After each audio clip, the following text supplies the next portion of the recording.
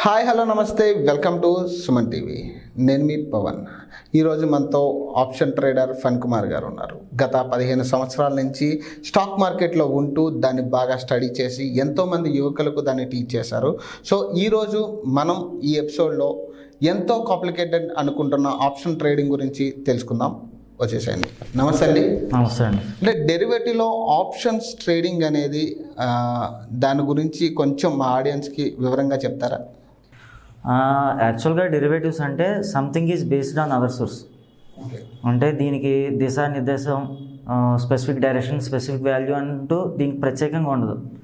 ఇది always follow. ఇది ఏంటంటే అసలు ప్రోడక్ట్ ఏదైతే ఉందో దాని యొక్క అండర్లయింగ్ ఎసెట్ బట్టి ఇది ఫాలో అవుతుంది. ఉదాహరణకి మనకి ఎన్ఎస్సి ఇండియాలో నిఫ్టీ స్పాట్ ప్రైస్ ఉంది. నిఫ్టీ స్పాట్ ప్రైస్ ఇవాళ 16,500 ఉంది ప్రజెంట్. ఇప్పుడు మనం ఇంటర్వ్యూ చేసే టైంకి 16,500 ఉంది. నిఫ్టీ ఫ్యూచర్స్ కూడా 16,550, 16,600 ఉంది. అంటే ఏంటి, ఇక్కడ నిఫ్టీ స్పాట్ ప్రైస్ ఏ విధంగా మూవ్ అవుతుందో నిఫ్టీ ఫ్యూచర్స్ కూడా అదే విధంగా మూవ్ అవుతుంది, +or- 50 to 60 పాయింట్స్. ఇది డెరివేటివ్స్ అంటే. యాక్చువల్గా డెరివేటివ్స్లో 2 టైప్స్ ఉన్నాయి. ఒకటి ఫ్యూచర్స్, ఇంకొకటి ఆప్షన్స్. ఫ్యూచర్ ట్రేడింగ్ అంటే ఏంటి, సాధారణంగా ప్రత్యేకంగా ఒక డ్యూ డేట్ ఉంటుంది. ఆ డ్యూ డేట్లో మనం ట్రాన్సాక్షన్ కంప్లీట్ చేయాలి. బేసిక్ లెవెల్లో చెప్తున్నాను నేను. అంటే ఏంటంటే బ్రీఫ్గా వెళ్ళట్లేదు, బేసిక్ లెవెల్లో చెప్తున్నాను, అందరికీ అర్థమయ్యేలా. డ్యూ డేట్ ఉంటుంది దానికి ప్రత్యేకంగా. ఈ డ్యూ డేట్లో మనం బయింగ్ కావచ్చు, సెల్లింగ్ కావచ్చు. ఉదాహరణకి మనం ఇప్పుడు నిఫ్టీ 16,500 ఉంది.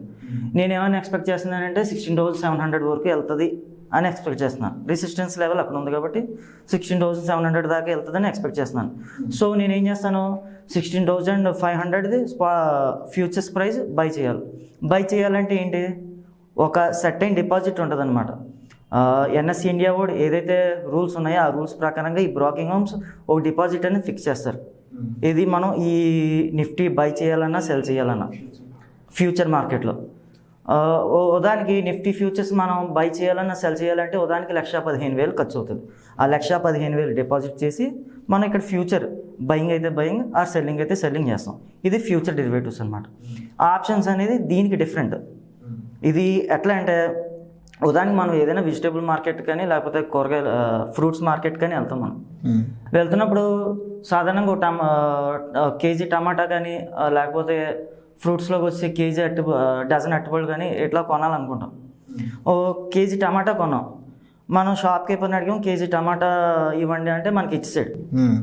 మనం సాధారణంగా ఏం చేస్తామంటే కేజీ టమాటాలు ఎలాగ ఉన్నాయి, ఏంటి క్వాలిటీ ఎలా ఉంది అనేసి చెక్ చేస్తాం. చెక్ చేసి అందులో కుళ్ళిపోయిన టమాటాలు ఏవైతే ఉన్నాయో అవన్నీ పక్కన పడేస్తాం. అదే ఆప్షన్స్ అంటే. ఆప్షన్స్ అంటే ఎట్లా ఉంటుందంటే, ఒక సర్టైన్ ప్రోడక్ట్ ఏదైతే ఉందో అది ఎక్స్పైరీ అవ్వడానికి సిద్ధంగా ఉంటుంది అనమాట. దానికి వీక్ కావచ్చు, మంత్ కావచ్చు, ఏదైనా కావచ్చు. ఆ ఎక్స్పైరీ అయ్యే ప్రోడక్ట్ మీద మనం గేమ్ ఆడాలన్నమాట. అంటే ఇప్పుడు ప్రజెంట్ 16,500 ఉంది ఇది నిఫ్టీ. ఇది ఒక ప్రోడక్ట్ 16,500 ఉంది నిఫ్టీ. మనం ఏమనుకుంటున్నాం అంటే 16,700 వెళ్తుంది అని అనుకుంటున్నాం. 16,700 వెళ్తుంది అని అనుకుంటున్నాం. సో అందు గురించి మనం ఏం చేస్తామంటే బెట్టింగ్ కాస్తాం. ఏమని, 16,700కి నిఫ్టీ వెళ్తుంది, సో నేను 20 రూపీస్ బెట్టింగ్ కాస్తున్నాను. ఇది అంటే 16,700 వెళ్తుంది అని చెప్పేసి 20 రూపాయలు బెట్టింగ్ కాస్తాను. మనం ఆప్షన్స్లో ఏమంటాం అంటే దాన్ని 20 రూపాయలది, అదే 20 రూపీస్ మనం ప్రీమియం వాల్యూ అంటాం. ఈ 16,700 ఏమో స్ట్రైక్ ప్రైస్, 20 రూపీస్ అనేది ఏమో ప్రీమియం వాల్యూ. మీకు అర్థమైందా అన్నది? 20 రూపీస్ అనేది ప్రీమియం వాల్యూ.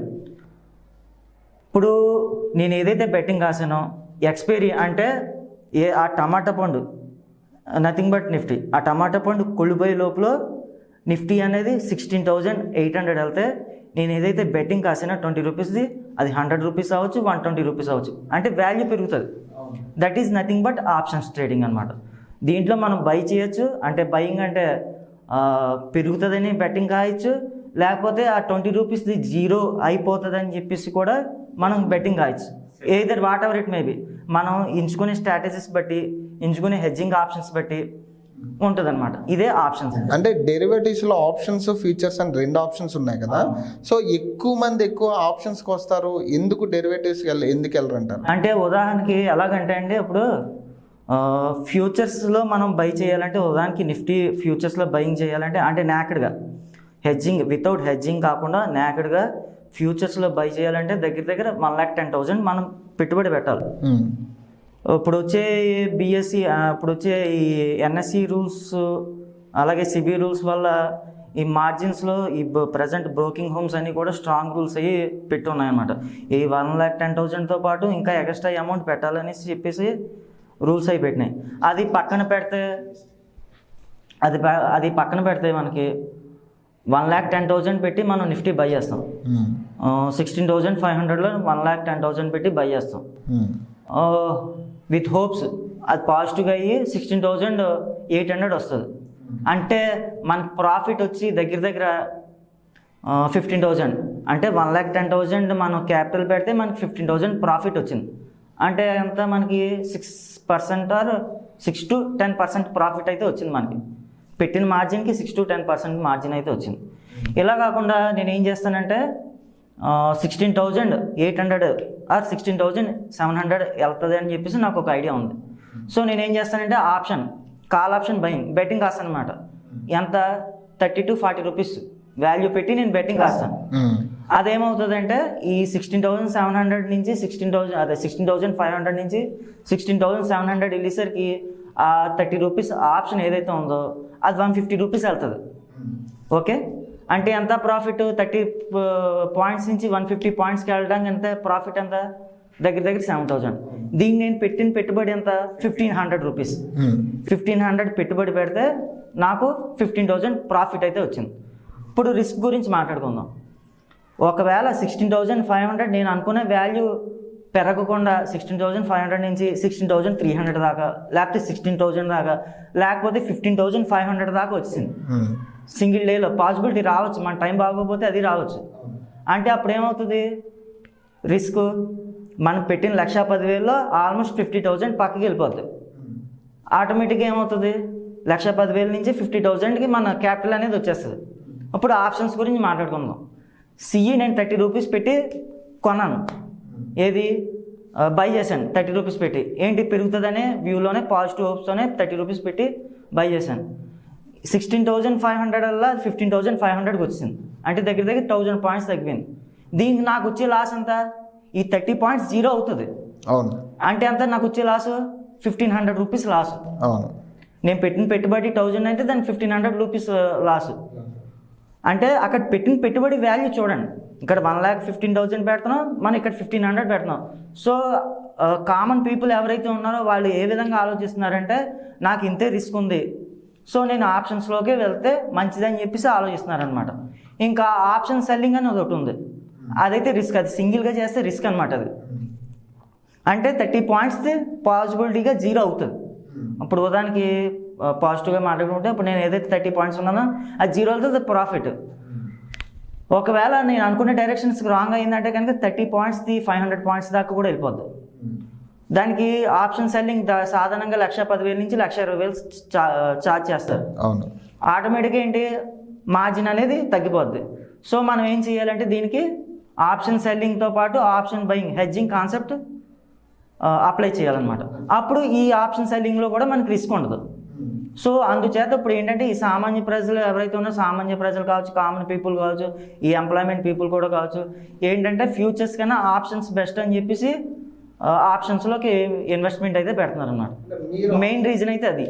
మీరు ఆప్షన్స్లో ఎందులో ఎక్స్పర్ట్ అండి? ఎందులో ఎక్స్పర్ట్ అంటే అది ఫ్లెక్సిబిలిటీ అండి. అది ఇప్పుడు దానికి విక్స్ వాల్యూ ఉంది. విక్స్ వాల్యూ ఇవాళ 18 రూపీస్ ఉంది, 18 పాయింట్స్ ఉంది విక్స్ వాల్యూ. ఈ 16 అంటే 17 పాయింట్స్ అబవ్ ఉంటే కనుక విక్స్ వాల్యూ మనం బయింగ్ సైడ్ వెళ్ళడం బెటర్ సెల్లింగ్ సైడ్ కన్నా. ఎందుకంటే వాల్టాలిటీ అనేది పెరుగుతుంది. VIX is nothing but volatility అనమాట. మనకి ఒకవేళ ఈ 16 పాయింట్స్ వల్ల 12 పాయింట్స్ ఉందనుకోండి, మనకి సెల్లింగ్కి వెళ్ళడం బెటర్. ఎందుకంటే అప్పుడు ప్రైస్ మూమెంట్ అనేది ఉండదు. సాధారణంగా వాల్టాలిటీ ఎక్కువ ఉంటున్నప్పుడు మనం బయింగ్ సైడ్ ఎందుకు వెళ్తున్నాం అంటే మనం ఇంటర్డేలోనే ప్రాఫిట్ బుక్ చేసుకోవచ్చు. వాల్టాలిటీ తక్కువ ఉన్నప్పుడు అంటే 13 పాయింట్స్ 12 పాయింట్స్ అట్లా ఉంటే కనుక సెల్లింగ్ సైడ్, ఎందుకంటే టైం డికే అనేది ఉంది కదా. ఇప్పుడు మనం ఈ లోపల ప్రోడక్ట్ క్లియర్ చేసే లోపల ఆ ప్రోడక్ట్ కుళ్ళిపోయిందంటే మనం ఏదైతే అనుకున్నామో హోప్స్ మనకి ప్రాఫిటే. టైం డికే లోపల మనం అనుకునే ప్రోడక్ట్ పెరగాలి.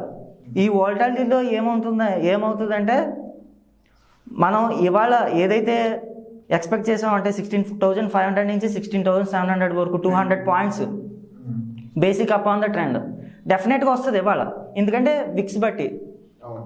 అదే మనకి విక్స్ తక్కువ ఉంటే కనుక ఈ ప్రైస్ రాదు. So according to the situations flexible అనమాట. మనం విక్స్ బట్టి నేను డిసైడ్ అవుతుంది, either buying or selling, VIX బట్టి వెళ్తుంది అది.